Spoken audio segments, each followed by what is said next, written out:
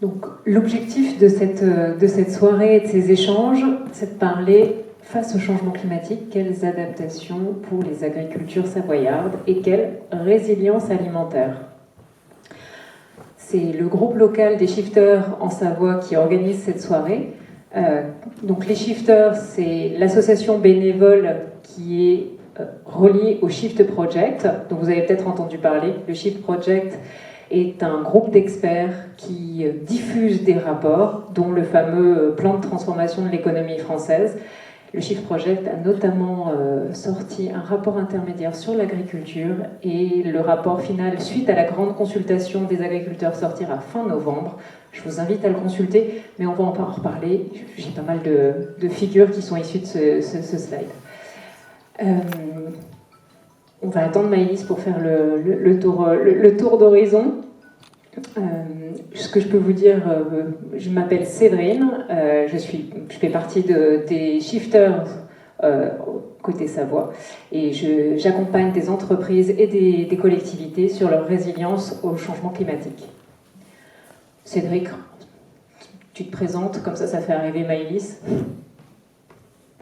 Bonjour à toutes et à tous, donc Cédric Laboret, moi je suis éleveur dans les Bauges,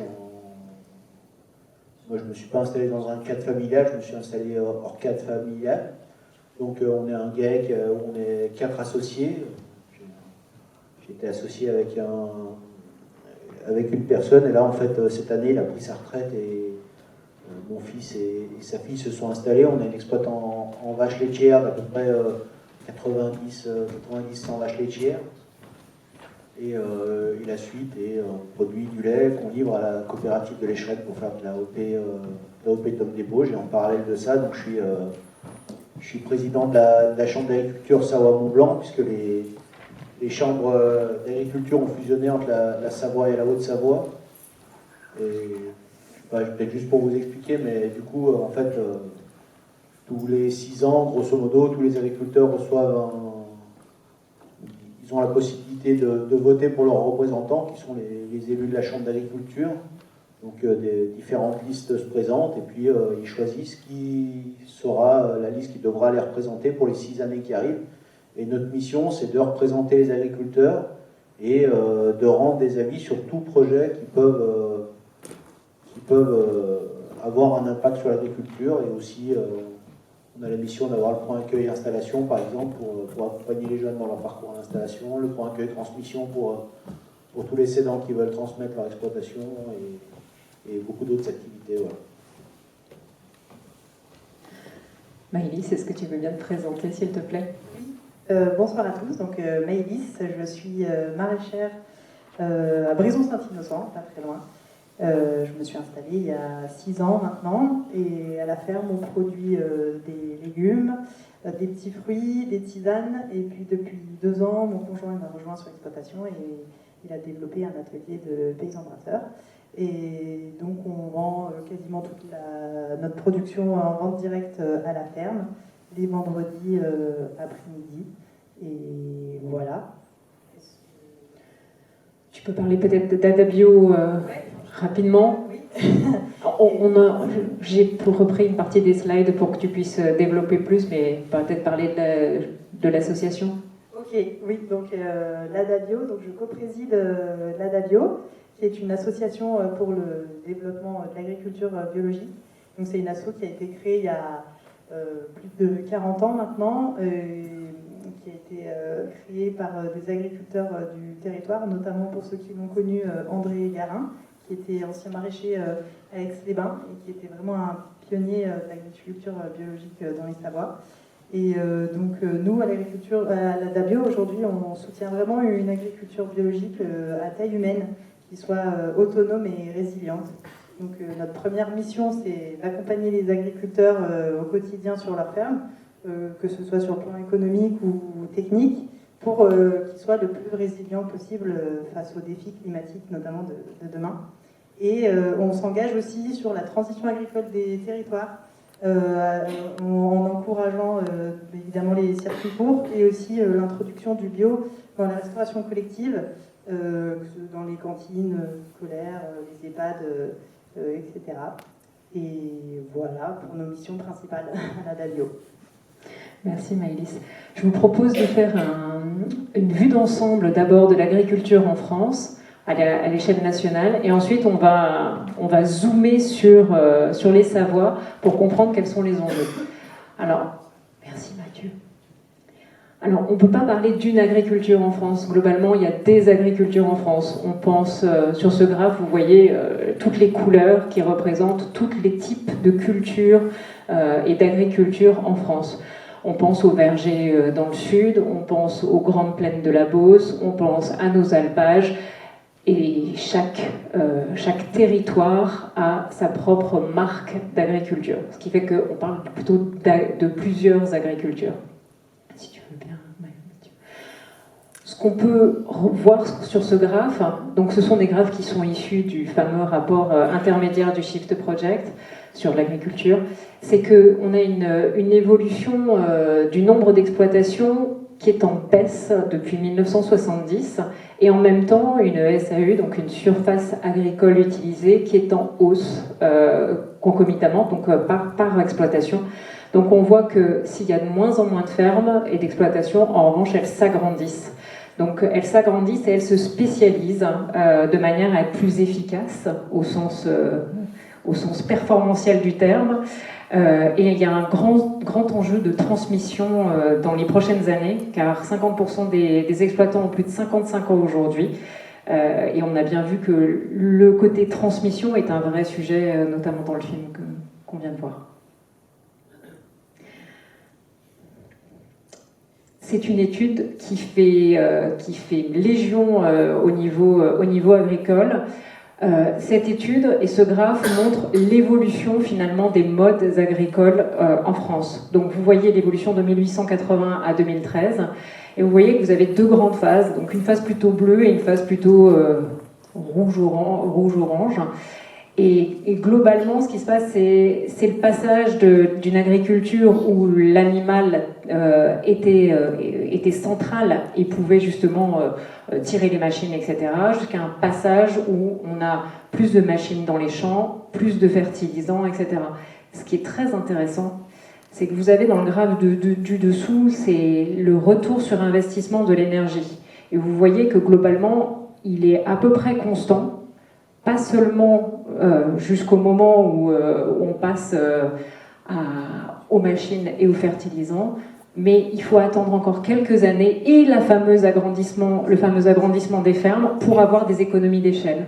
Donc en fait, il y a des effets qui se combinent pour avoir justement cette fameuse performance. Ce qu'il faut noter en fait aujourd'hui, c'est que ce sont des dépendances et des vulnérabilités. Aujourd'hui, les engrais azotés sont apportés à plus de 75%. Nous sommes également très soumis et très dépendants aux phytosanitaires. Le soja dont on a parlé dans le film, en fait, est importé pour nourrir les bêtes. Et puis par-dessus, comme l'a expliqué Maëlys, il y a le changement climatique et l'augmentation des aléas en fréquence et en intensité. Un petit point sur l'agriculture et les gaz à effet de serre. L'agriculture représente 19% des émissions de gaz à effet de serre en France. Et comme vous le voyez sur le graphique à côté, 50% à peu près viennent des bovins, 14% des engrais et des amendements de minéraux. Les engrais sont de l'énergie, en fait, représentent beaucoup d'énergie à produire pour justement... pour remettre cette énergie au sol, et les engins, les tracteurs pour 12-13%. Voilà, pour avoir une idée du poids de l'agriculture. C'est le moment de parler d'atténuation et d'adaptation. Donc l'atténuation, il s'agit véritablement de diminuer le degré de réchauffement de la Terre, donc des émissions de gaz à effet de serre, alors que l'adaptation, donc pour l'atténuation, on diminue les causes du réchauffement climatique. L'adaptation, on diminue les impacts. Donc on s'ajuste, c'est une démarche d'ajustement au climat actuel et à venir. On en reparlera un peu plus tard. Le dernier point concerne le sol. Donc le sol qui est un puits naturel de carbone, hein, comme vous le voyez sur ce graphe, en fait, on a, suivant que ce soit des vignes, des vergers, des prairies ou des forêts, on n'a pas la même captation carbone dans le sol. Et les prairies et les forêts sont des puits naturels de carbone qui sont très importants. D'où la notion d'affectation des terres, finalement, et d'un passage d'une terre artificialisée à une terre renaturalisée, et donc des impacts sur le sujet. Il y a beaucoup d'études autour du sol et autour du fait que notre sol s'appauvrit. Et cet appauvrissement du sol nous met dans un espèce d'engrenage de comment est-ce que justement on remet de l'azote et des phosphates, etc., pour pouvoir faire grandir des plantes. Mais on parlera du bio un peu plus tard avec Maëlys. Enfin, dernier point sur la résilience alimentaire. La résilience alimentaire, c'est la capacité d'un système alimentaire à garantir la sécurité alimentaire au cours du temps, en fonction des variations et des aléas qui arrivent, et à conserver sa capacité d'adaptation. Un système trop érodé ne pourra pas s'adapter au futur et absorber les futurs chocs. Et pour ce qui est de la résilience alimentaire, une étude réalisée par Utopie montre que la ville championne de l'autonomie alimentaire caracole à 8%. Il s'agit d'Avignon. Et globalement, en moyenne, on est à 2% d'autosuffisance des villes. On parle d'un objectif de 10 à 15% pour avoir justement cette résilience environnementale, une résilience économique également pour recréer des chaînes de valeur et une résilience sociale pour donner une utilité, recréer ces liens de transparence entre producteurs et consommateurs. Et qu'est-ce qu'il en est des Savoies ? On commence par toi, Cédric. Eh bien, passer au slide d'après. Donc, c'est les principaux chiffres. Alors, je le dis déjà, les chiffres ils datent de 2022. On doit remettre à jour les chiffres pour l'année prochaine. Donc, ils ont un peu de décalage, mais les grandes tendances sont quand même là, quoi. Nous, on est majoritairement un territoire d'élevage. Hein. Donc, on le voit sur les graphes. Vous voyez, le lait et le fromage représentent à peu près la moitié du chiffre d'affaires des deux Savoies, avec 81% de lait transformé qui est en fromage AOP ou IGP. Ça, c'est un gros marqueur de nos territoires. On est beaucoup basé sur les signes officiels de qualité. Et on le voit, on a une part de bio, mais surtout, on a, en termes de volume de production, on a 15 produits sous signe sous indication, donc des fromages de vache, je pense que vous les connaissez, hein, les AOP, Abondance, Beaufort, Aublechon, Tom des Bauges, les IGP, Tom et Mental, Raclette et Gruyère de Savoie. On a quand même une AOP en chèvre, c'est le chevretin, et puis en vin, les AOP vin de Savoie, Roussette de Savoie et Roussette de Seyssel, et une IGP, vin des Allobroges. Et puis en fruits, on a une AOP sur la noix de Grenoble, puisque le début de la vallée de l'Isère qui est sur la Savoie est en noix de Grenoble.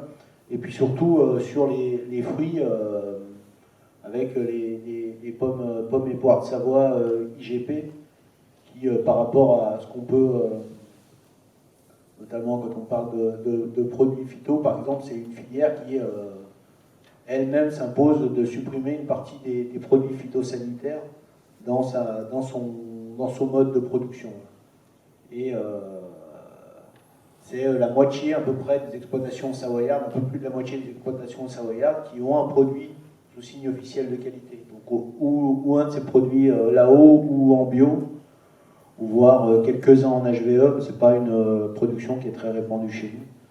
Et juste, on voit donc les chiffres d'affaires, c'est lait, viande derrière, et après on se retrouve sur la viticulture, qui sont les principales productions du département.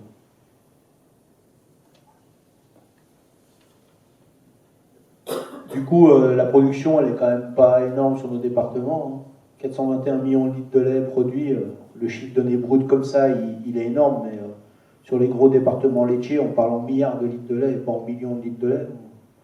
on a quand même encore un gros écart. Donc, avec 80 000 vaches laitières, alors c'était sur le graphique d'avant, les vaches laitières, elles émettent 50% des gaz à effet de serre produits par l'agriculture, mais c'est les prairies qui captent le plus de gaz à effet de serre. Donc, tant que vous ne déciderez pas à les brouter à la place des bovins, il y a quand même des bovins pour ces prairies naturelles, quoi. Le cycle est un peu près fait comme ça quand même, quoi. Voilà. Donc l'élevage représente 60% des surfaces agricoles. Et le chiffre, il ne doit pas être là, mais il y a 300 000 hectares sur les deux Savoies. Les chiffres que je vous donne là, pardon, c'est toujours les chiffres des deux Savoies. Je ne donne jamais le chiffre que de la Savoie, je vous donne les chiffres des deux Savoies. Donc les deux Savoies, c'est 300 000 hectares, dont 100 000 hectares d'alpage. Donc nous, globalement, on exploite à peu près, on va dire, 200 000 hectares en plaine, enfin, ce qu'on peut qualifier de plaine. Et du coup, en fait, les terres, notamment les bonnes terres, chez nous, globalement, vous habitez dessus et vous marchez dessus, quoi. Il faut être très clair, les meilleures terres qui étaient les terres, notamment les terres maraîchères autour des villes, aujourd'hui, c'est les terres qui ont été bétonnées, sur lesquelles il y a des villas, il y a des routes, et il y a des choses comme ça, quoi. Tout ce qui était le bassin de production, notamment d'ex-maraîchers, celui-là, aujourd'hui, quand vous partez vers le petit port, là-bas, vous traversez les lotissements qui ont été faits, c'est les terres maraîchères d'Aix-les-Bains qui étaient là-bas. Voilà. Donc les races, c'est principalement Abondance, Tarentaise et Montbéliarde, puisque c'est des races, notamment Abondance et Tarine, qui sont des races locales et qui sont obligatoires dans nos produits. Et vous voyez, hein, la viticulture, elle est majoritairement en vente sur nos territoires, hein, puisqu'on a la chance d'avoir des territoires touristiques et du coup, une grosse partie de ce vin est vendue sur ces territoires-là. On a quand même de l'horticulture et de la pépinière, c'est quand même pas rien. On a des très belles entreprises, on a à peu près 80 entreprises, des très belles entreprises qui travaillent autour de ça. Et en exploitation maraîchère, là on est à 350 exploitations, je pense aujourd'hui on est plus proche des 400 à 450. Voilà, puisque, juste pour vous donner un ordre d'idée, moi quand je me suis installé, c'était déjà dans ce siècle-là, enfin, c'était quand même au tout début en 2001. Bon, on parlait quasiment du million d'exploitations agricoles, donc ça a quand même beaucoup changé. Et quand on faisait un stage pour s'installer, on était sur une vingtaine, on était 17, 18 à faire de l'élevage et du lait, et un ou deux en production végétale. Et aujourd'hui, quand on fait des sessions d'installation, mon fils, quand il a fait sa session d'installation pour travailler son projet, sur 12, il devait être 12 dans le stage, en lait ils étaient 2. Et les 10 autres étaient dans d'autres productions et beaucoup sur de la production végétale. Donc il y a quand même une vraie bascule qui est en train de se faire, de passer de plutôt un système plutôt basé sur l'élevage à un système végétal, malgré que, mine de rien, sur notre département, on ne pourra pas non plus faire la production végétale partout. Ça va quand même être beaucoup réduite. Et peut-être une dernière chose, à mon avis, qu'il faut mettre en avant sur nos départements, c'est d'avoir maintenu nos sites de transformation sur nos départements. Ça, c'est quand même un vrai point fort et un vrai atout de nos territoires. Parce que dans nos produits, que ce soit en viticulture ou en lait ou dans nos produits AOP, ça demande aussi que le produit soit transformé localement. Et ça, du coup, ça a permis de maintenir l'ensemble des outils de transformation en local. Donc, du coup, de maintenir cette plus-value sur le territoire. Et on a aussi la chance d'être des départements où on a aussi des abattoirs pour être capable de pouvoir abattre nos animaux en local et pouvoir faire du circuit court avec ça. Merci Cédric. On peut peut-être passer à des questions si vous en avez pour Cédric. Ensuite Maëlys parlera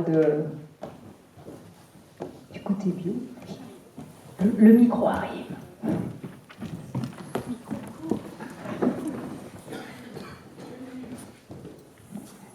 Merci.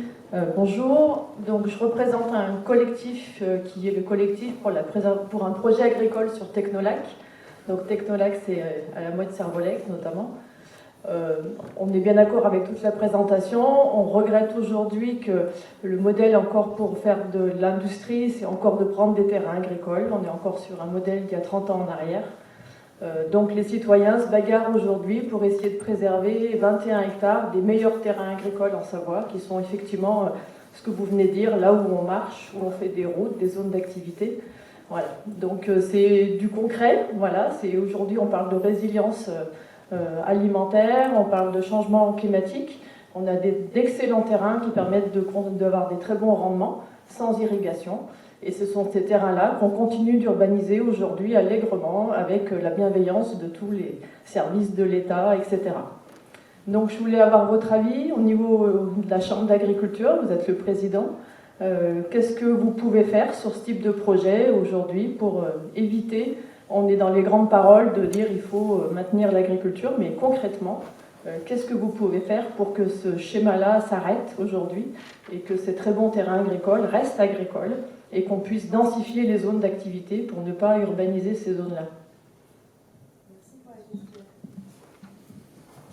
Très clairement, nous, la Chambre d'agriculture Savoie-Mont-Blanc, on est une des rares chambres en France à avoir autant de...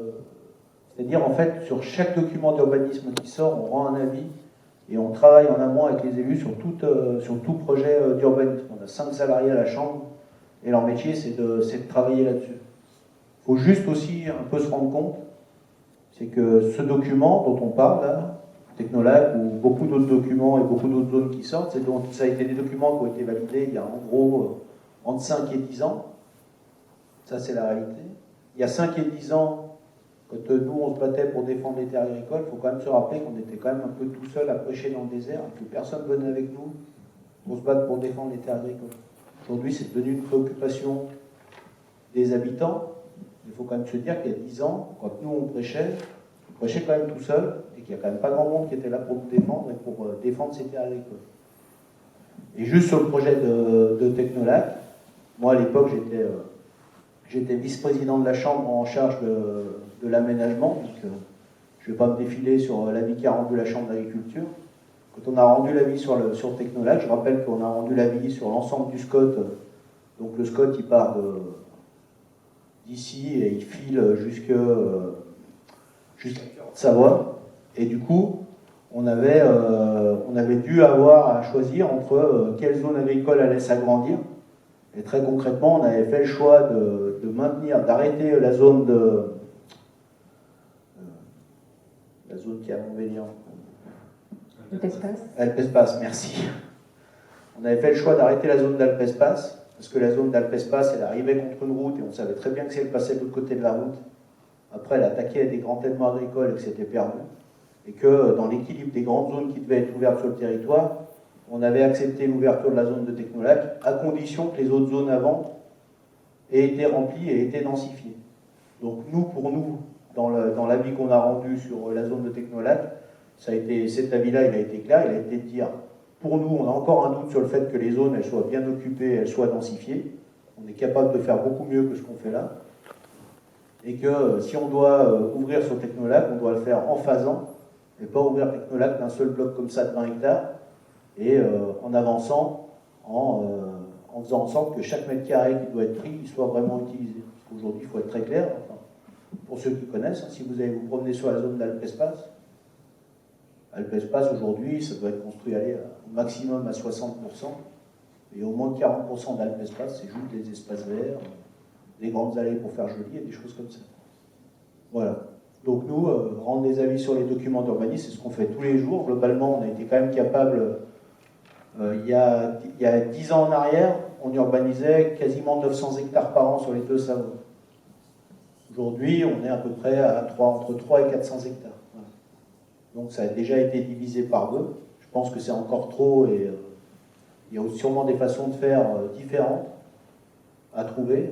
Mais ça veut dire aussi que chacun doit renoncer un petit peu à son petit chez-soi. Ou alors il faut être capable de se dire que sur notre département, on n'accueillera plus autant de monde. Voilà. De toute façon, notre réalité, c'est celle-là.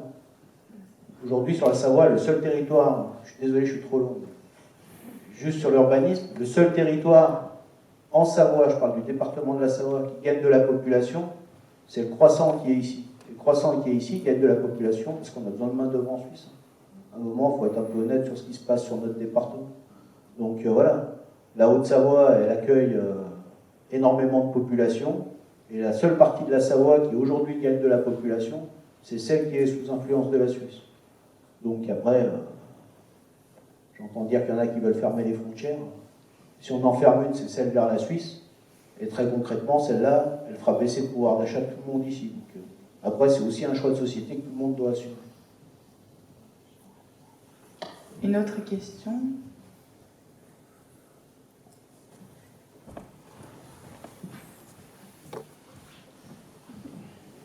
Bonsoir. Moi j'ai une question qui s'adresse à tous les deux finalement, qui est en relation avec une des premières slides sur le nombre d'agriculteurs, qui est en diminution depuis plusieurs décennies. Comment faire pour vous, pour donner envie en fait, de s'intéresser à ces questions autour de l'agriculture et de l'alimentation, et deux, de donner envie aux gens d'être agriculteurs, de s'installer. Merci.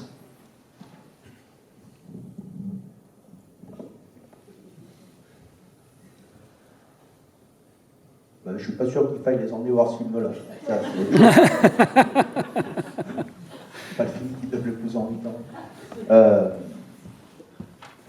Je pense qu'il y a plusieurs points d'entrée. C'est déjà comment donner déjà un peu, je ne sais pas si c'est le bon terme, un peu ces lettres de noblesse à ce métier-là. Faire en sorte que les gens n'aient pas l'impression que c'est juste le métier de celui qui ne comprenait rien à l'école et qui du coup, quand il ne sait pas quoi faire, soit il fait mécano, soit il fait paysan. Enfin, moi, je veux dire, quand moi j'ai fait mes formations, en gros, quand j'ai dit à mes profs que je voulais être agriculteur, on m'a dit, oh mais quand même, tu pourrais faire un peu autre chose, t'es pas si con que ça. Bon, déjà, je pense que c'est déjà un problème de fond de se dire que quand même les agriculteurs, pour faire ce métier-là, enfin, je veux dire, on l'a vu un peu dans le film, quoi. Il y a un moment, tu fais des choix, tu essayes d'orienter en pensant que ce qui vaut mieux, c'est faire ça ou ça. Là, moi, c'est que mon avis, mais en fait, il n'a pas voulu faire le choix. C'est-à-dire que ses chevreaux, ça ne gagnait pas. Il s'est dit, je vais mettre des animaux tout le temps sous le bâtiment pour rentabiliser mon bâtiment. On lui a dit, mais non, construis-en un autre à côté parce que tu viendras plus avec le deuxième. En fait, tu n'avais toujours pas amorti le premier. Il aurait mieux fait de faire le choix de dire, mon bâtiment, j'arrête les chevreaux et puis je mets des poules dessous parce que c'est plus rentable de faire des poules que des chevreaux. Mais en fait, c'est un métier tu es énormément en train de t'adapter par rapport au changement climatique parce que ça influe quand même ton quotidien tous les jours. Tu as un marché qui bouge beaucoup. C'est vous qui faites bouger le marché dans la réalité. Il n'y a pas que des mecs à Wall Street qui font bouger le marché. Il y a vos volontés de consommation des uns et des autres. Enfin, je veux dire, la claque qui a pris le bio et la claque qui a pris les produits AOP et IGP, c'est parce que vous, dans vos choix d'achat, vous avez moins acheté de bio et moins acheté de produits AOP et IGP et que vous avez plus acheté des produits discount quand vous avez fait vos courses.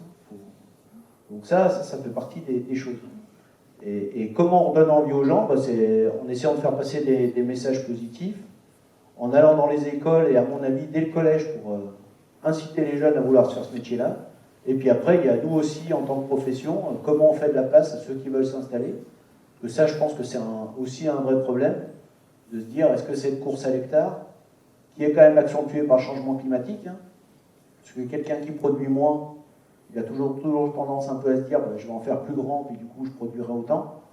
Mais comment on est capable aussi de se partager le terrain et d'accueillir ces gens qui ne sont pas du milieu agricole, comment on les accueille sur un territoire, comment on leur fait de la place, et comment on fait en sorte qu'ils ne soient pas mis en guerre contre tous les paysans qui étaient déjà installés là pour récupérer du terrain pour qu'ils puissent s'installer.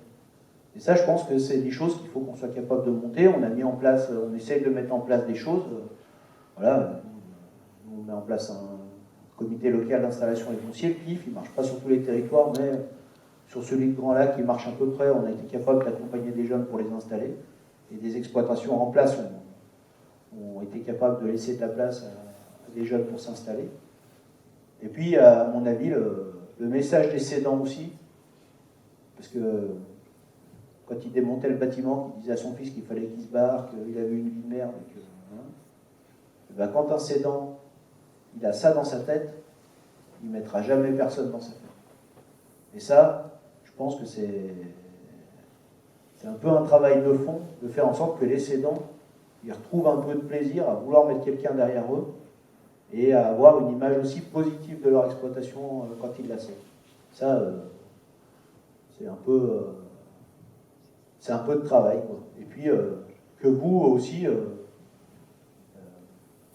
vous ayez une bonne image de l'agriculture, parce que ça va être vos enfants à vous qui viendront faire agriculteur, ça ne sera plus les nôtres, enfin ça sera aussi les nôtres, mais je veux dire si on voulait remonter au million d'agriculteurs comme moi j'étais quand je me suis installé, je veux dire on n'est plus que 400 000, on a 400 000 fermes en France. Ça ne sera pas nos enfants avec juste nos enfants à nous qu'on montera 1 million d'exploitations agricoles, ce sera bien avec les vôtres. Donc du coup, comment vous aussi, pour vous, agriculteur, c'est un métier pour vos enfants, et que ce ne sera pas forcément que médecin ou avocat ou pompier. Maëlys, si tu veux parler de ton parcours. Oui. Mais, pardon. Séverine, est-ce que ça ne vaut pas le coup de lancer Maëlys sur ces slides? Oui. Okay. Pardon, temps de... Je vais commencer avec mon parcours. Donc effectivement, moi je ne suis pas du tout issue du milieu agricole. Alors j'ai découvert le milieu agricole via mes études, parce que j'ai quand même fait des études en agronomie, et c'est là où c'était un peu par hasard, je me retrouvais là après ma prépa bio, je ne savais pas quoi faire, je me suis retrouvée dans l'école agricole, mais finalement ça a été vraiment une découverte pour moi, et c'est là où j'ai connu ce monde et qui a été une vraie passion. J'ai poursuivi mes premières expériences professionnelles dans le milieu agricole et au contact des agriculteurs, et c'est vraiment ce qui m'a donné l'envie de créer ma propre ferme. Je pense que pour revenir sur la question, il y a quand même aujourd'hui beaucoup plus qu'on ne le pense de gens qui ont envie de s'installer en agriculture, parce que c'est un beau métier, c'est un métier qui est passionnant, qui est certes vraiment difficile et qui demande beaucoup de sacrifices, etc. Mais je pense qu'il y a de plus en plus de jeunes qui font un choix de vie, vraiment, parce qu'il y avait beaucoup de personnes qui avant reprenaient la ferme des parents, mais ce n'est pas vraiment un choix. Je pense qu'il y a quand même de plus en plus de gens qui font ce choix. Mais effectivement, c'est compliqué parce que l'accès au foncier, et moi je peux vous en parler parce que ça a été vraiment extrêmement compliqué de m'installer, surtout sur Brisson-Saint-Innocent. Ça a été presque une dizaine d'années de recherche de terrain. Donc voilà, si on n'est pas ultra motivé, ça ne marche pas. Et on peut vite se décourager juste par la première étape, la recherche de foncier. Et il n'y a qu'à ce moment-là que ça commence les galères. Mais déjà, ça, c'est pour moi un frein énorme. Enfin, surtout dans notre région, l'accès au foncier. Voilà,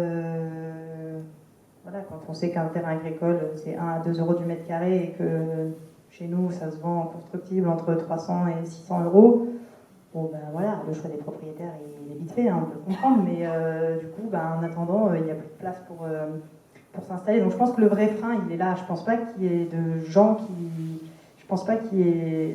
L'agriculture, elle a quand même le vent en poupe. Il y a un autre modèle d'agriculteur qui est en train d'émerger. Les gens, ils voient c'est possible d'être agriculteur, de vivre de son métier, d'être épanoui, d'être heureux. Et je trouve que c'est ça qu'il faut qu'on transmette aussi, c'est ce modèle un peu d'espoir pour les jeunes qui veulent s'installer. On peut vivre de notre métier. Mais pour ça, il faut sortir un peu de ce modèle agricole qu'on connaît aujourd'hui, hyper intensif, hyper productiviste, vraiment aller vers une agriculture diversifiée, autonome, résiliente et rémunératrice. Surtout, ça, je pense que c'est le mot le plus important. Aujourd'hui, les gens, ils ont envie de gagner leur vie et d'avoir des loisirs. Bon, les loisirs en agriculture, on les oublie un peu, mais voilà. Si Mathieu, tu veux bien avancer, donc tu veux parler un peu d'Adabio de plus, ou il y a quelques slides autour de justement l'agriculture bio issue de la BD que tu nous avais transmise. Oui, bon, ben, sur l'Adabio, j'en ai dit l'essentiel. Après, je peux parler un peu plus d'agriculture biologique s'il y en a qui souhaitent. Déjà, oui, dans les savoirs, donc ça, c'est les chiffres de 2023. Il y a 572 fermes qui sont engagées en agriculture biologique, 287 en Haute-Savoie, 285 en Savoie. ça représente à peu près 13% de la surface agricole des Savoies, 12 500 hectares environ. Donc, ce sont des chiffres français dessous. Des chiffres français, voilà. 70% des produits bio, oui, c'est consommé français, mais ce qu'il faut savoir, c'est qu'il y a 50% des produits bio qui sont consommés qui proviennent des grandes surfaces. Du coup, aujourd'hui, si on entend le bio, la crise du bio, etc., c'est que simplement, il y a aussi beaucoup de grandes surfaces qui ont référencé leurs produits en grande surface.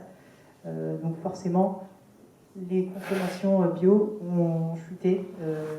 Du coup, voilà, je trouve que... Je sais pas si on va passer à la slide suivante. C'est quoi? Oui, c'est... Justement, tu parlais d'agriculture intensive et du modèle bio. Oui. Oui, mais c'est là où je voulais en venir, c'est qu'aujourd'hui on entend beaucoup de bio-bashing autour de tout ça, il y a beaucoup de déconversion, il y a beaucoup de bio pas mal, le bio c'est cher.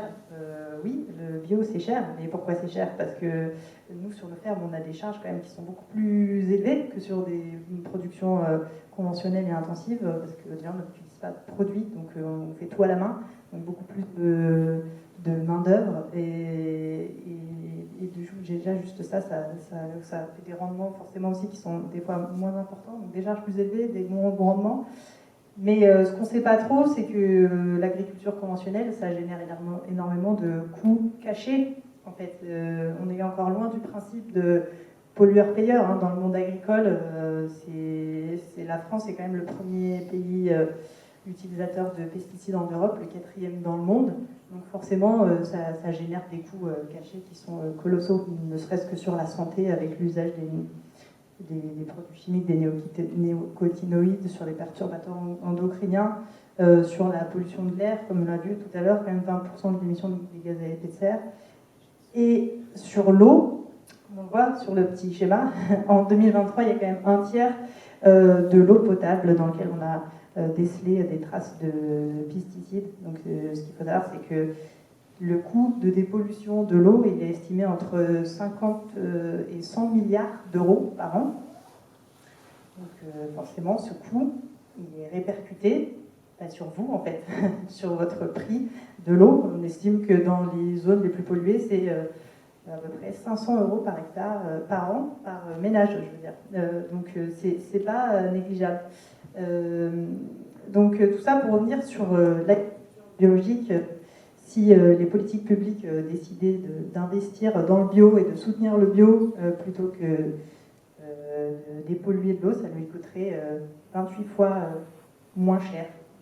Voilà. Surtout quand on sait les services que l'agriculture biologique rend, ne serait-ce que déjà par rapport à préserver la santé des consommateurs, des agriculteurs, préserver la ressource, on l'a dit, et de l'eau, de l'air, des sols, et aussi ça permet de répondre à une urgence climatique, ne serait-ce qu'en émissions de gaz à effet de serre. Sur les fermes en bio, il y a entre 48 et 66% de moins d'émissions de gaz à effet de serre, du fait de l'élevage extensif sur des prairies permanentes, sur le respect des saisons, de culture de légumineuses, le maintien des arbres, des haies, des bandes enherbées, tous ces éléments qui permettent de stocker le carbone dans le sol et qui en plus permettent de préserver la biodiversité.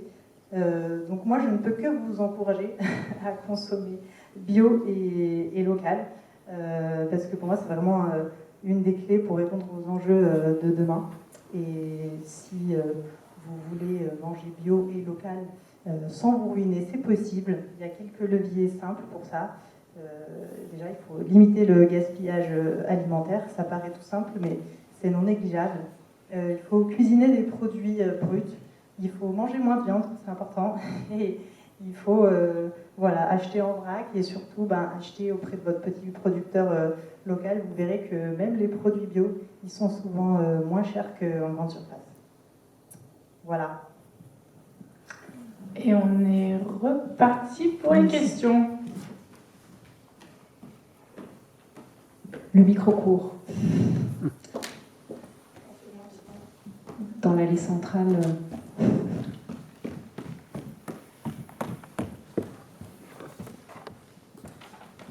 Bonsoir, je vais poser 3 questions, comme ça évitera de revenir. que j'ai noté. Alors, vous avez évoqué pour attirer les jeunes agriculteurs, voilà, tout ce qu'il y a à faire, ça, aucun doute que ça soit nécessaire. Mais dans vos propos, il y a aussi eu régulièrement, et on le voit dans le film, c'est qu'être agriculteur, il y a beaucoup de contraintes. Or, la valeur travail aujourd'hui, sauf si je me trompe, elle n'est plus la même qu'auparavant. On cherche, et c'est normal, d'un certain côté, d'avoir des loisirs, d'avoir du temps pour soi. Or, on voit la nature, l'agriculture, les bêtes, c'est une contrainte. Comment gérer ça? Parce que notre société, elle a évolué, la valeur travail est différente. Donc, la première question, elle tourne autour de ça. Comment vous travaillez autour de ça? Il y avait des questions, une autre question sur, vous évoquiez certaines villes qui étaient, qui avaient vertueuses, hein, qui avaient une autonomie de 8% alimentaire. En Savoie, c'est quoi notre autonomie en Savoie, dans les Savoies? Oui, non, mais j'aimerais bien qu'on partage. Et la troisième question, on a vu aussi, il y avait une carte très, très bien, toute rouge là, avec les produits pesticides, où on voit que notre terre, et vous l'avez rappelé, 4e utilisateur de pesticides dans le monde, ça je l'avais déjà entendu, ça appauvrit les sols. Le bio là-dedans, dans un sol qui est pollué, enfin voilà, comment il est le bio? Voilà.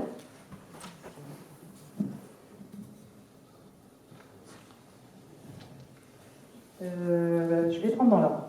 La première question par rapport aux loisirs, évidemment, si on fait le choix de se lancer en agriculture, je pense que déjà dès les premières années, il faut être prêt à faire un peu de sacrifice sur nos loisirs. Après, c'est tellement prenant. Enfin, je veux dire, on ne va pas se lancer en agriculture comme on va aller prendre un job, n'importe quoi, dans n'importe quelle entreprise. À partir du moment, enfin moi, c'est vraiment comme ça que je le vis. C'est mon entreprise, c'est mon investissement. J'ai tout mis dans ma ferme. Donc évidemment, il y a de la frustration parce qu'on y met énormément d'énergie et parfois, du fait de la météo et de 1000 choses qu'on ne maîtrise pas, le retour sur investissement, il n'est pas toujours là. Les premières années, financièrement, c'est quand même très difficile. Et je pense que pour moi, c'était ça qui était le plus dur, c'était que financièrement, la valeur de mon travail n'était pas à la hauteur du travail que je fournissais. Mais je n'ai pas de frustration sur un manque de loisirs parce que je me suis tellement investie que je sais pourquoi je suis là aujourd'hui. Et aujourd'hui, de plus en plus, on arrive à se libérer du temps et on est content de ça. Et après, nous, sur nos fermes en production végétale, on n'a pas les astreintes que peuvent avoir les éleveurs. Donc forcément, c'est déjà pas du tout la même réalité. Sur la deuxième, je n'ai pas la réponse sur l'autonomie alimentaire en Savoie. 2% dans la moyenne nationale. Ça va être difficile de faire mieux, je pense, vu les questions de foncier. Et la dernière question, le bio dans les sols pollués, tous les sols ne sont quand même pas pollués, bien heureusement. Et après, il y a déjà le fait des pratiques en agriculture biologique, on n'est pas tous, hein, il y a quand même deux mondes dans l'agriculture biologique. Je vais laisser de côté l'agriculture biologique intensive, je vais vous parler de l'agriculture biologique que nous on pratique. On est quand même sur des pratiques de rotation des cultures, de diminution du travail du sol, déjà de ne pas utiliser de produits chimiques, ça évite forcément tous ces produits qui rentrent dans le sol. Donc énormément de pratiques qui de toute façon permettent de régénérer le sol, bactéries et tout ça, donc d'avoir une vie du sol qui est beaucoup plus active. Et même dans les sols pollués, je pense qu'au bout de plusieurs années, on peut réussir à récupérer le sol. Voilà. Ouais, je pense qu'il y a deux phénomènes. Il y a le phénomène de travail et puis il y a le phénomène revenu. Il y a un moment, il faut être clair. N'importe quel patron, moi, ce que j'ai investi dans mon exploitation, un patron d'une PME qui investit comme ça, il estime qu'il doit gagner entre 5 et 10 000 euros par mois. Moi, c'était l'objectif que je m'étais donné quand je me suis installé. Moi, je dis, on ne va pas arriver, mais je ne désespère pas. Mais nous, par exemple, on s'est donné comme... chaque associé, il a 2500 euros net par mois.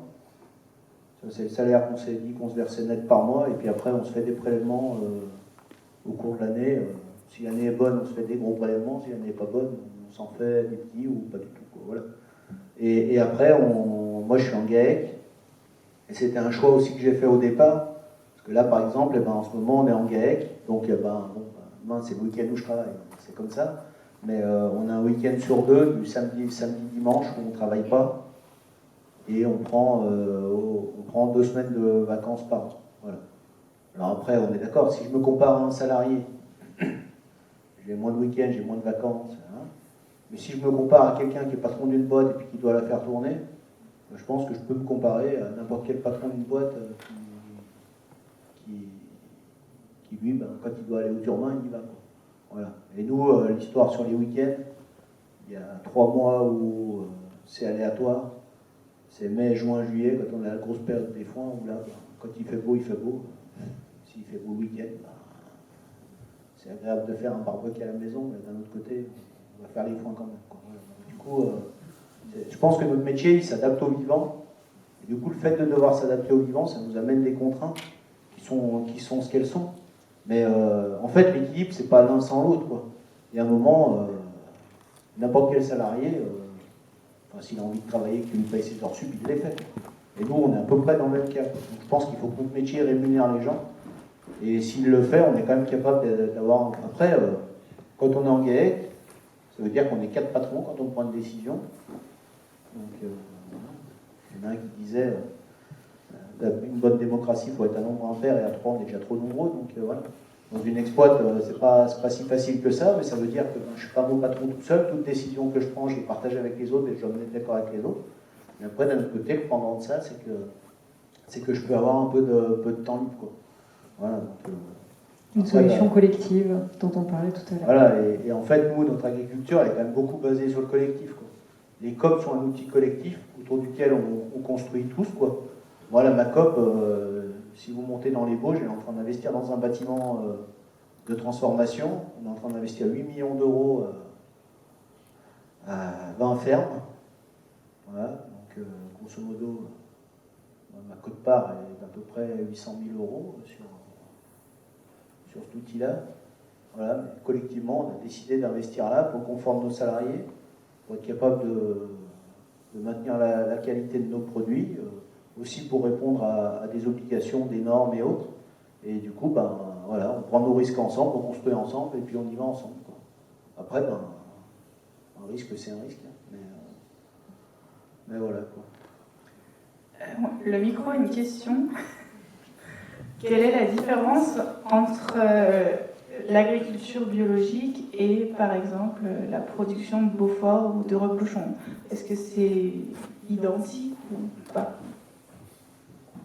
Enfin, est-ce que les critères de production de ces deux fromages correspondent aux critères de production de fromage version agriculture biologique?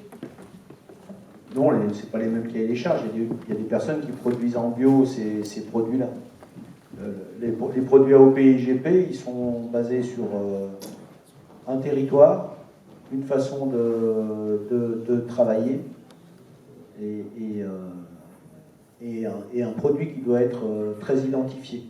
Après, on est contraint dans nos moyens de production. Moi, en AOP Tom des Bauges, par exemple, j'ai une limitation de production par vache. Je n'ai pas le droit d'avoir des vaches à 10 000. Je suis limité à 6 000 kg de lait par vache par an. J'ai un nombre de jours de pâturage obligatoire. Je n'ai pas le droit d'affourager en verre, enfin d'amener de l'herbe à mes animaux, j'ai pas le droit. Je suis obligé que mes vaches, elles aillent pâturer. J'ai un nombre de jours de pâturage minimum. Je dois avoir que du foin de la zone, j'ai pas le droit aux aliments fermentés. J'ai pas le droit aux OGM, ouais. Enfin voilà, on a un cahier des charges, mais qui est différent du cahier des charges du bio. Et après, on a des producteurs. Moi, à côté de chez moi, mon voisin, il est producteur de Tom des Bauges en bio. Alors, il y en a qu'un, mais bon, il y en a un. Et du coup, lui, il répond aux deux cahiers des charges, celui de la Tom des Bauges et celui de l'agriculture biologique, quoi. Qui sont pas les mêmes, hein, faut pas...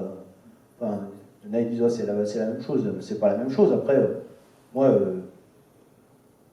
comment dire, moi, je suis fier du travail que je fais. Quoi. Enfin, c'est pas parce que je suis pas producteur bio que je pense que les gens qui mangent mes produits, ils sont pas empoisonnés. Je pense que je n'empoisonne pas l'eau qui est au-dessous de mon exploitation et que j'entretiens des haies, j'entretiens une biodiversité et que grâce à moi, la terre, elle tourne aussi, quoi. Voilà. Mais je ne suis pas producteur bio.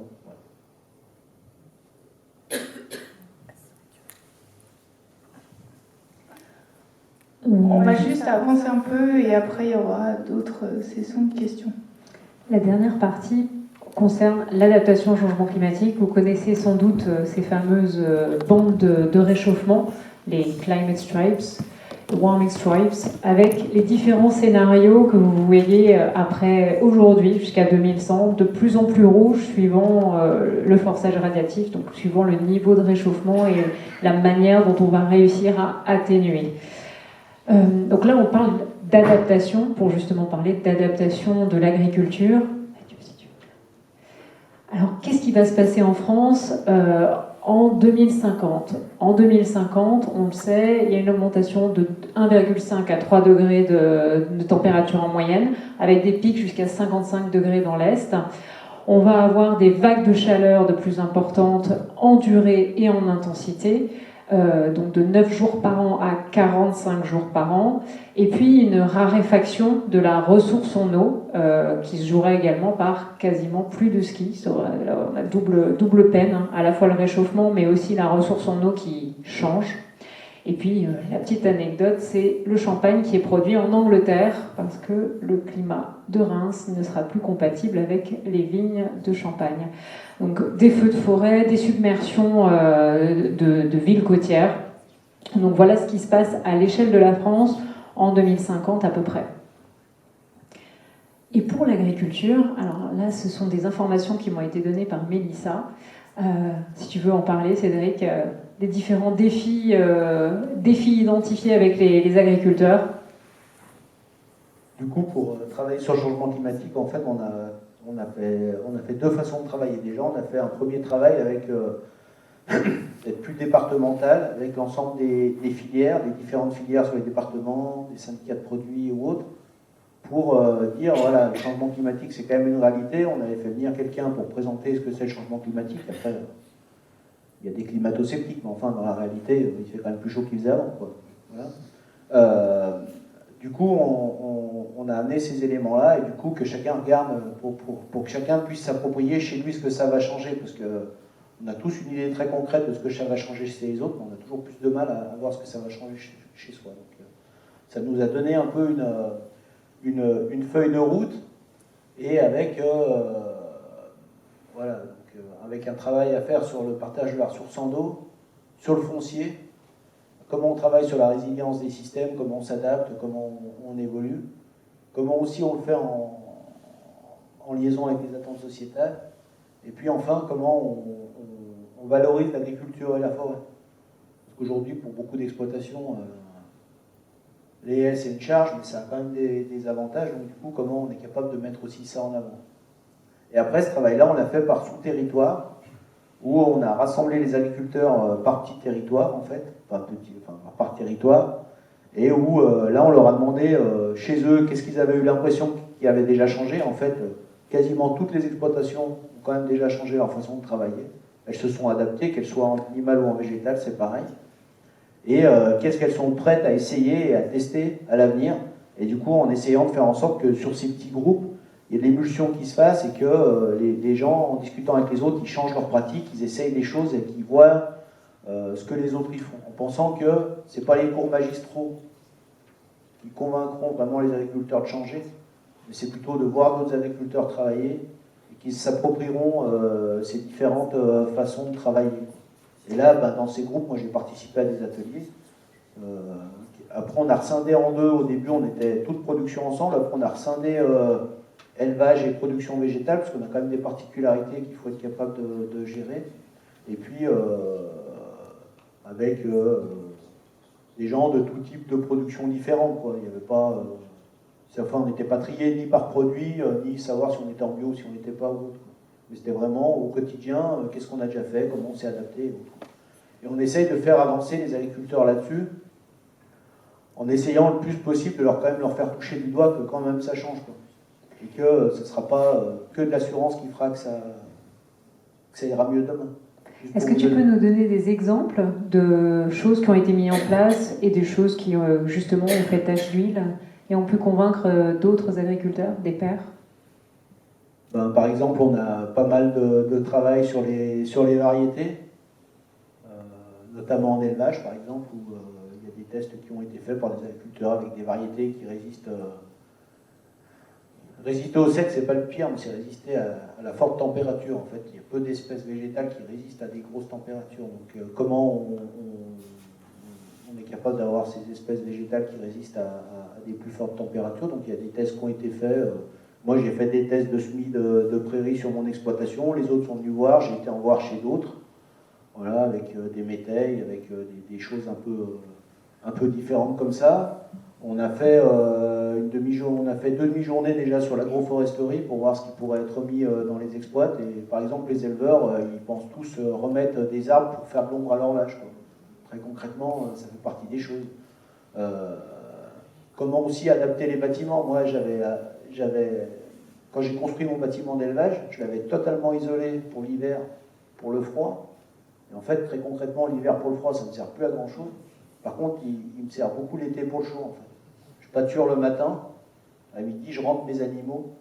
Ils sont plus au frais dans le bâtiment que dehors. Et je les ressors le soir pour pâturer. Donc, et on a fait beaucoup d'échanges comme ça, de visites de bâtiments des uns des autres, pour voir aussi ce que les gens ont pu mettre en place. Je donne beaucoup plus d'exemples en élevage, parce que je suis plus éleveur, mais voilà, il y a eu des essais, par exemple, de paillage différents en production végétale pour voir quel était le paillage qui était le plus adapté. Il y a aussi sur la méthode d'irrigation, suivant la plante que vous cultivez, des fois le goutte à goutte marche mieux, des fois c'est la micro-pulvérisation qui marche mieux, des fois il y a quand même des plantes qui ont besoin d'un gros arrosage d'un coup. En argot, ils ont fait des tests où ils mettent des sondes bref, ils mettent des sondes qui vont assez profondément, sur à peu près 50 cm, et pour eux qui sont capables de mesurer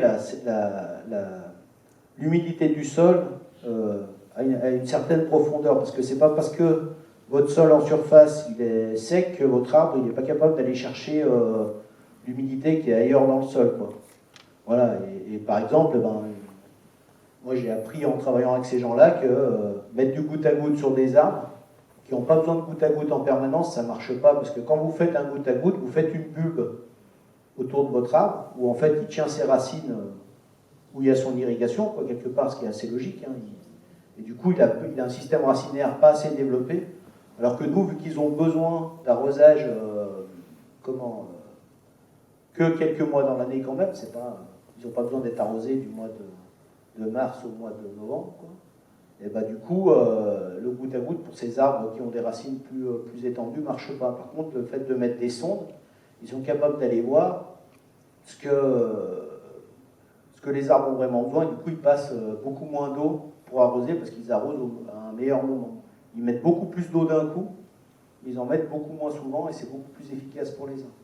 Voilà, mais ça fait partie de choses dans l'adaptation, c'est techniquement, tu fais des essais, est-ce que ça marche, est-ce que ça marche pas, et je pense que surtout, il ne faut pas se mettre comment dire ça? Il n'y a pas d'idéologie, il n'y a pas de politique là-dedans, quoi. Enfin, je veux dire, quand vous avez une vache qui est malade, vous pouvez bien lui faire voir j'en sais rien, le programme politique de Trump, ça ne va pas ni la soigner, ni la faire aller plus mal, quoi. Il y a un moment, techniquement, tu essayes des choses, et puis si ça marche, puis si ça marche pas, tu fais autre chose, quoi. Mais voilà, et en fait, c'est ça les échanges entre agri qu'on essaye de mettre en œuvre. Maëlys, est-ce que toi, tu as des solutions d'adaptation que tu as pu tester? Évidemment, on est obligé de s'adapter au changement climatique sur chacune de nos fermes. Nous, en maraîchage, évidemment, quand il fait 50 degrés, les plantes ne poussent plus. Il y a un moment donné, il y a un stade phénologique qui fait que, passé telle température, on a beau arroser, c'est bloqué. Donc c'est sûr qu'on est obligé de réfléchir à plusieurs alternatives. On a décalé beaucoup nos calendriers de culture, des choses qu'on plantait au mois de mai, on les plante au mois d'avril. Cette année, ça n'a pas marché. Mais voilà, nous, on va planter une salade, on va la ramasser 3 mois après. Comment on peut savoir 3 mois avant quelle température il va faire? Donc on essaye plein de choses. on essaie du goutte à goutte, on met du voile d'ombrage, il y a énormément des associations de culture, il y a plein de choses qui essayent, mais ce qui est essentiel, c'est si on fait chacun tous nos petites expérimentations sur notre ferme, on s'en sortira jamais. Il faut vraiment qu'on reste dans le collectif, en fait. Ça rejoint un peu ce que fait la Chambre, ça rejoint ce qu'on fait nous à la DAVIO, énormément de formations. Là, la semaine prochaine, on organise un séminaire sur le changement climatique pour les agriculteurs. C'est comment, ensemble, on avance vers ça. Qu'est-ce qui est mis en place, qu'est-ce qui a marché Parce que faire des expérimentations, c'est bien, mais après, il faut diffuser tout ça. Et donc, c'est en étant tous ensemble et en expérimentant tous ensemble qu'on va pouvoir s'adapter collectivement au changement climatique, pas tout seul, chacun sur nos fermes. Merci Maïs. Est-ce qu'il y a des questions dans la salle ?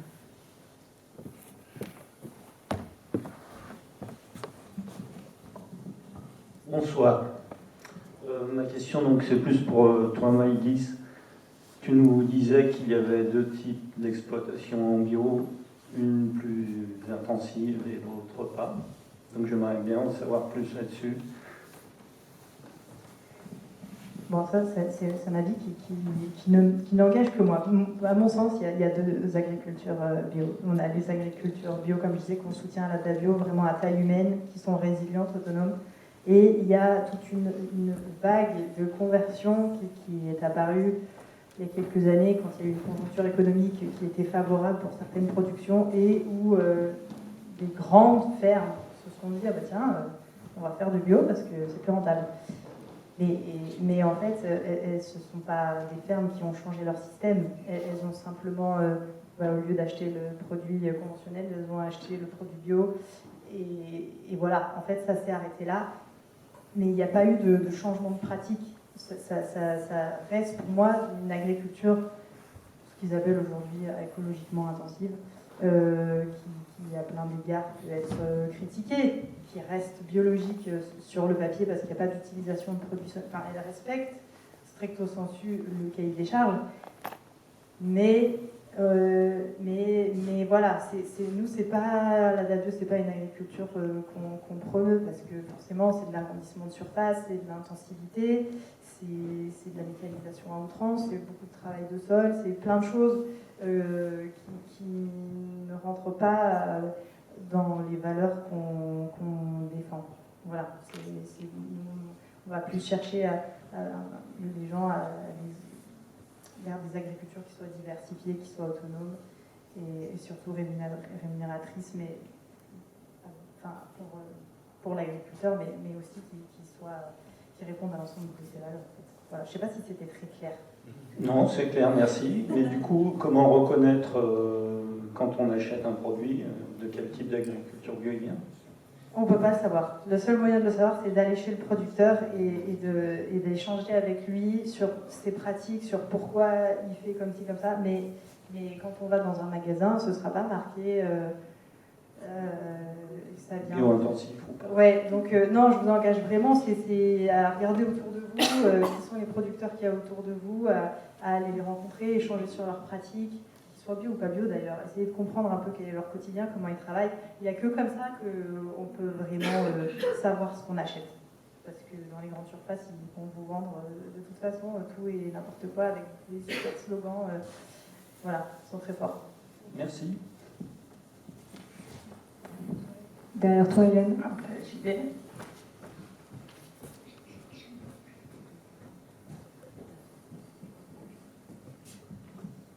Bonsoir. C'est une question qui rebondit sur la statistique, sur la résilience. On parlait des 2% et d'un objectif de 10-15%. Première question, c'est à quel point cet objectif est réaliste, selon vous ? Est-ce que demain, on peut vraiment se dire que les deux Savoies ou la Savoie peuvent subvenir à leurs besoins à 10-15% ? Et dans quelle mesure cet objectif n'est pas trop faible dans tous les cas ? Je repense à la conférence d'Arthur Keller qui était là en début de semaine. Si demain on a des ruptures d'approvisionnement en pétrole, en logistique ou je ne sais quoi, 10-15% ne nourriront jamais la population locale. Et donc, selon vous, de votre fenêtre, de votre expérience, que faire ou comment cheminer là-dessus ?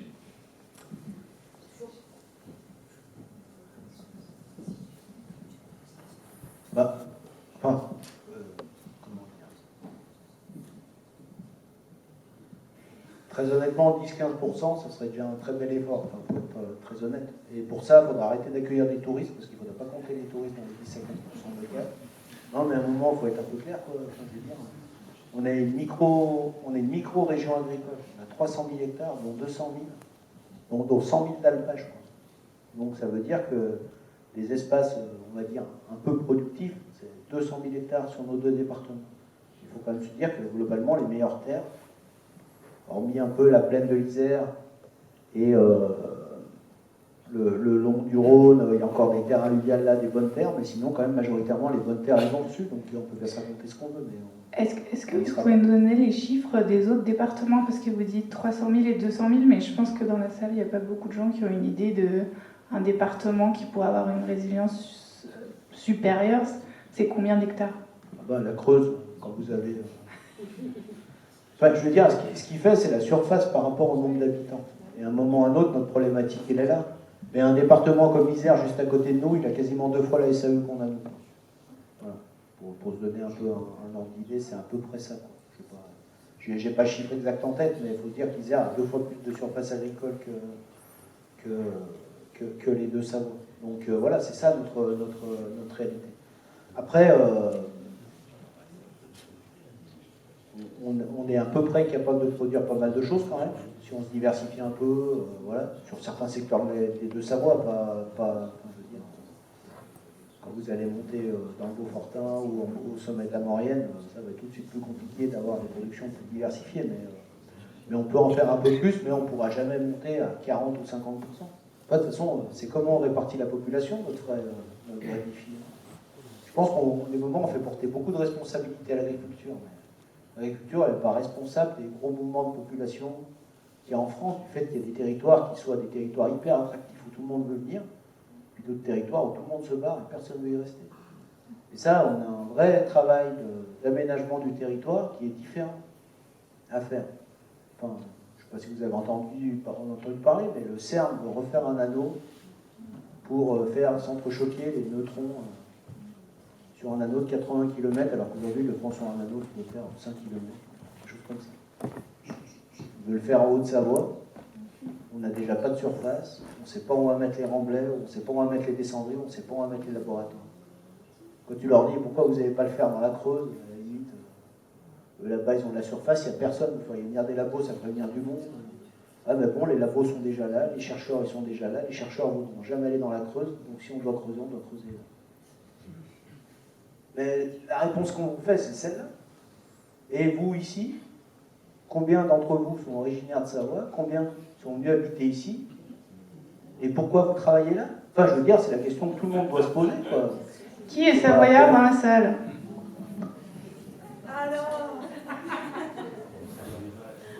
Bon, on vous accueille aussi les autres, hein. Ils ne sont pas avec nous. Oui, je voulais stigmatiser personne. Je crois que c'est fait. Qu'on soit clair, même si c'est fait. Mais en fait, dans la réalité, chacun, enfin, la résilience alimentaire des territoires, les agriculteurs, ils ont leur croix à porter, mais la plus grosse croix à porter, c'est la vôtre. Parce qu'à un moment ou à un autre, nous, des miracles, on ne sait pas en faire. Et malgré qu'on a quand même fait un petit miracle, hein, la population mondiale, elle a été multipliée par 6, je crois. Enfin, même plus. Oui, par 6, je crois. Depuis la dernière guerre mondiale jusqu'à aujourd'hui, il me semble que c'est ça. Et globalement, on était capable de produire pour ça, quoi. Donc on a déjà répondu à un objectif qui est déjà énorme. Enfin, je veux dire, on est sorti de l'après-guerre où, quand vous vouliez aller du pain, vous aviez un ticket, puis vous n'étiez pas sûr d'avoir du pain quand vous alliez à la boulangerie. Aujourd'hui, il n'y en a pas un d'entre vous qui s'imagine qu'il va aller à la boulangerie et qu'il n'aura pas de pain. Enfin, après, on peut critiquer le système agricole, tout ce qu'on veut. En attendant, vous, dans votre confort du quotidien, quand vous voulez acheter quelque chose, si vous avez de l'argent pour vous l'acheter, vous pourrez forcément le trouver. Vous imaginez pas rentrer dans un magasin puis qu'on vous dise... Enfin, je veux dire, le Covid est arrivé, il y a une crainte qu'il n'y ait plus de PQ, vous en avez tous acheté à poison. Donc, il y a un moment... Mais on est dans ce monde-là, quoi. Donc, chacun doit prendre sa part de responsabilité quand même. Et sur la résilience alimentaire des territoires, les agriculteurs, ils pourront faire ce qu'ils veulent. Et moi, très concrètement, je suis éleveur bovin. Et je suis incapable d'être maraîcher. Donc... ma foi, il faudra quand même faire avec moi qui suis éleveur bovin et qui ne sait pas faire autre chose. Donc, à un moment ou à un autre, la volonté des agriculteurs de faire la production qu'ils ont envie de faire, c'est aussi un choix personnel, quoi. Et deuxièmement, je ne sais pas faire de miracle non plus avec la surface agricole qu'on a. On ne pourra pas tous vous nourrir comme vous voudrez venir vivre ici, c'est pas possible. Bon, l'essentiel a été dit, mais c'est vrai que je voulais rebondir sur le côté foncier. Je pense qu'il y a une part aussi de responsabilité que nos élus locaux ont à prendre sur la limitation de la spéculation sur le foncier en fait, agricole.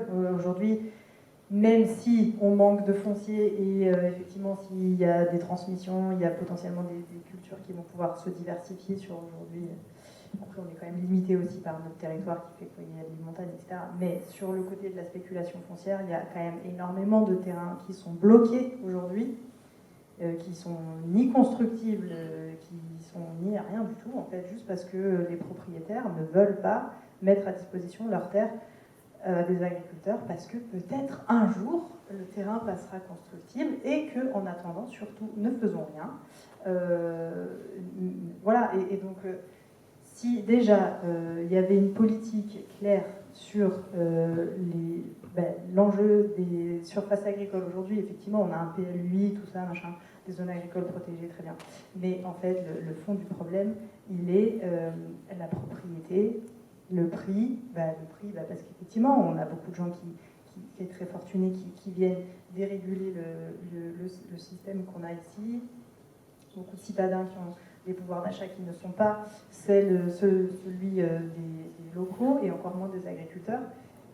Donc déjà, si on arrivait à libérer ce foncier qui existe et qui est bloqué, pour moi, s'il y avait ce changement de mentalité déjà qui pouvait s'opérer, ce serait une petite révolution quand même. Hein. Mais ça, on peut faire beaucoup de choses nous à notre niveau. Et pour être élu local, je sais de quoi je parle, c'est pas facile, mais il y a un step à franchir et on n'est pas prêt. Hein. Juste quand vous construisez un hectare, en fait, sur la Savoie, c'est le double qui est perdu pour le loisir. C'est-à-dire que quand vous avez 200 hectares qui se bétonnent, ça part 200 hectares pour votre loisir en même temps. Voilà. Et ces terres, elles ne sont plus agricoles non plus, elles ne sont pas bétonnées. Et même, moi j'ai un collègue qui disait toujours, on arrive à labourer sur des ruines gallo-romaines, donc rien n'est perdu. Enfin, ces surfaces-là, elles ne font pas de la production en tant que telle. Merci. Nous allons devoir quitter la salle, mais avant ça, je voulais faire une petite annonce par rapport aux prochains événements qui sont organisés. Donc à Chambéry, le 17 décembre à 20h30, on a une projection et des échanges de la même manière qui s'organiseront autour de la Belle Verte. Le 11 janvier, ce sera à Ugine, après Nausicaa sur le thème de la biodiversité. Et nous vous proposons de rester en contact, notamment via notre page LinkedIn, ou n'hésitez pas à venir à nos réunions mensuelles et à nous contacter sur la bonne adresse savoie@shifters.org. Petit message de remerciement, donc d'abord au cinéma qui nous a accueillis ce soir, la Chambre d'agriculture, merci Cédric, merci Adabio, merci Maëlys, et l'ensemble des shifters et des shifteuses qui ont contribué, distribué, porté les chaises, fait des backups de présentation, etc. Et merci à tous d'être venus ce soir. Moi, je retiens plusieurs choses. Je retiens le collectif, je retiens le fait de questionner finalement nos habitudes de consommation, et puis le fait de travailler ensemble pour être plus résilients. Merci à tous et bonne soirée.